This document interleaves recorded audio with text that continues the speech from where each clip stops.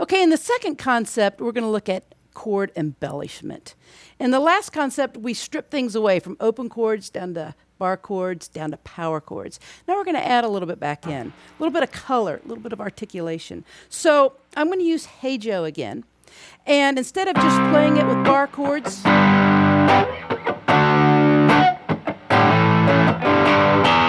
I'm going to suspend my C, I'm going to suspend my G, and I'm going to suspend my D. I won't do that to my A because my A is moving me towards the turnaround. So I can take kind of a broad brush, and I like to think my left and right hand, how they work together with muting, what rings, what's quiet. I like to think of like painting a picture. So with a paintbrush, we wouldn't use a big fat brush that we paint the outside of the house with if we were trying to get eyelashes on a portrait. So in the same way, what I'm going to show you with my left and right hand here, I think will come in handy. So if I take my bar chords and I just kind of, with a slightly broad brush, just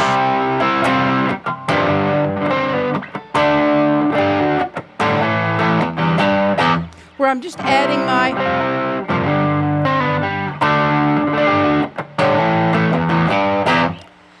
that, I think, adds quite a bit, but let's drill down a little bit deeper.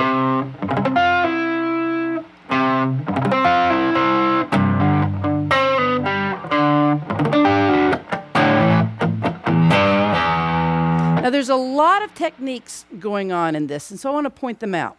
Let's take the C. And if this is a new concept as far as adding a suspended note to a bar chord, you might want to create just a little exercise and get used to playing that up and down the neck. Anytime you're learning something, hit pause on the song that you're working on. Work that concept, work that technique until you get a feel for it, then put it back in. Don't try to learn it within the context of the song. That tends to be the longest road to take. Pull things out, drill deep, and then insert them back in. So,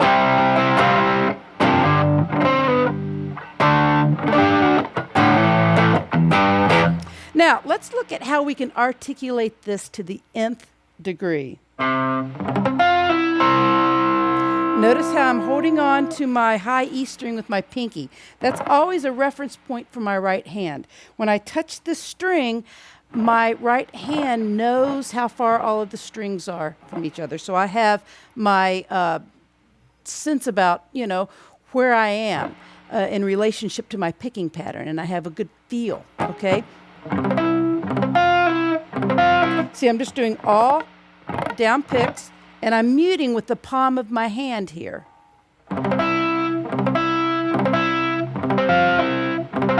So start by just getting that much. Play the chord with the note that's suspended, and then pull your pinky off. And if your pinky of your right hand is here, you don't have to worry about anything ringing that you don't want.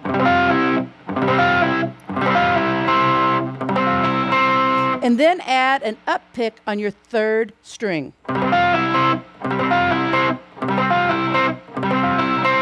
Okay? Now, let's look at the G. You can just pick this and then an up pick on your fourth string. I like to incorporate my middle finger for extra articulation and punctuation. We'll look at this a lot when we get into the lead section, but I want to mention it here because I tend to do this a lot.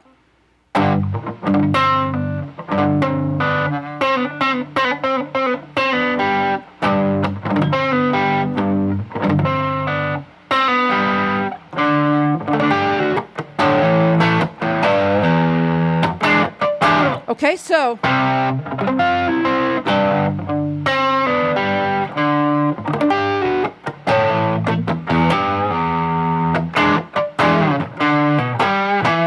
that's one way to articulate your chords. Suspending. Now, let's look at a song like All Along the Watchtower. And I'll play it in the key of A right now.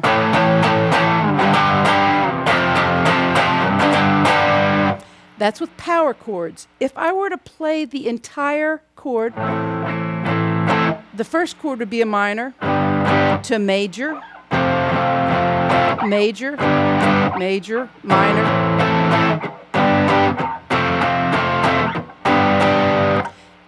With power chords, I'm not going to play my higher strings, my first, second, and third string. So I have to make sure, especially since this first chord, if it were played in its entirety, it would have to be a minor. So I have to make sure that I do not let that string accidentally ring. And as I carry this down, because this is a major and this is a major. So I'm just going to focus on my 6th, 5th, and 4th strings.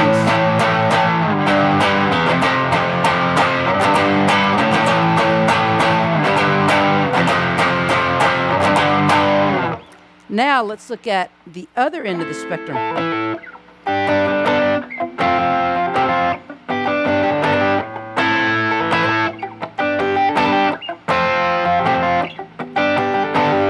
Here I'm taking just the top half of this A minor. Top half of the G, top half of the F, top half of the G.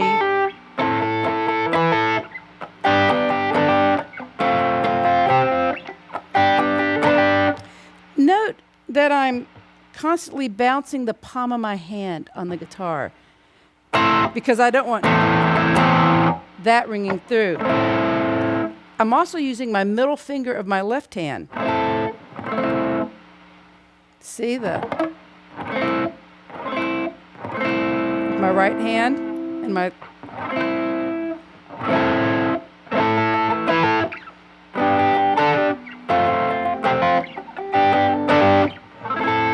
once I get past the first chord, my middle finger's free.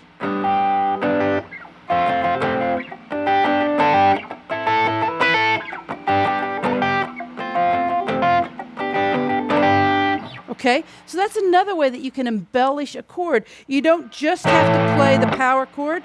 You can play the top part. You can play, the bar chord. So, again, it's the paintbrush. What are you using? So when I'm playing the song, I'll kick off with these power chords.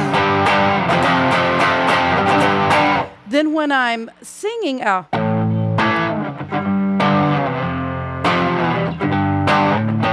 here I'm using some slides and some hammer-ons and just some finesse to embellish the chord. I'm also using rhythm.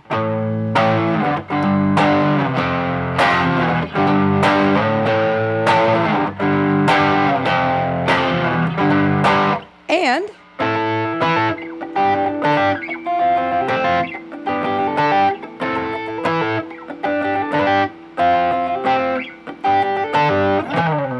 okay, now one other thing I want to look at is using my E string open and adding riffs to chord progressions.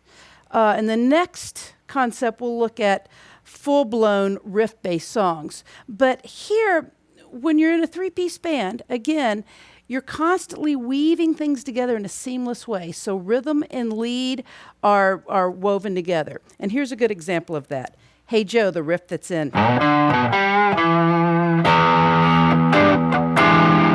And notice this chord here. For years I called this the Hendrix chord because I didn't know what it was called. It's an E7 sharp 9. And this is used in a lot of blues rock songs. And when you're playing it in the E position, you can use your E string open. So for Hey Joe,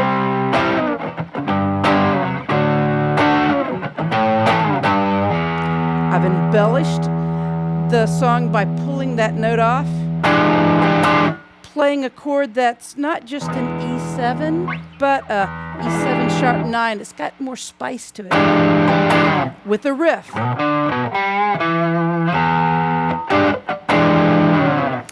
So using open strings as a drone can embellish a chord progression, like I just did here in Hey Joe.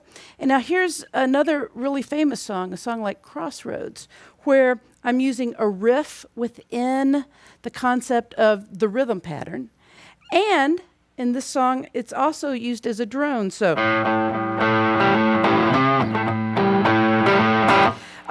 Crossroads is a 1-4-5 in the key of A, D, and E. So I don't have to play the bar chord. I can mute this 6th string and play my A string open. And this is an A note.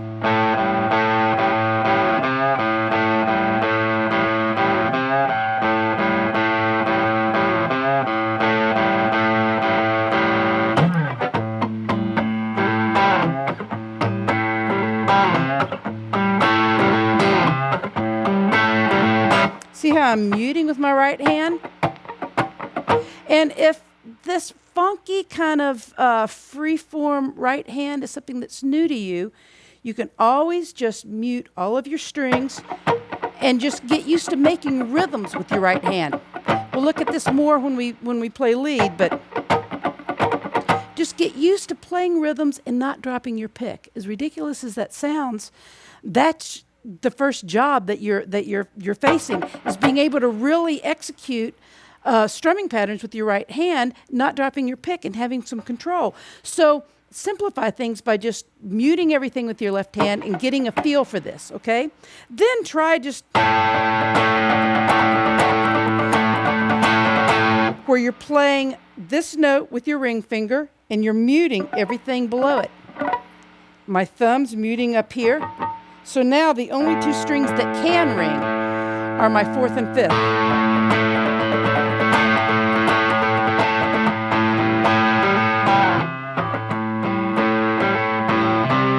See how I'm using my middle finger here?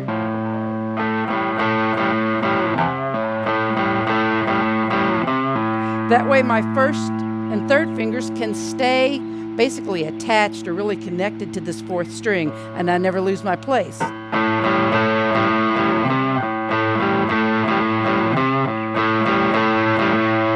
Okay, so those are different ways that you can embellish simple chord progressions that really bring to life a song, and you don't just have to have just bar chords or just power chords, but you can add suspended notes, you can add droning notes that work with the chord, and you can add muting, techniques, and really bring things to life. Because again, playing in a 3-piece band, it's not what you play sometimes as what you're taking away and what you're controlling. So it's the holes, the musical holes that you create. Okay, let's move on to concept number 3.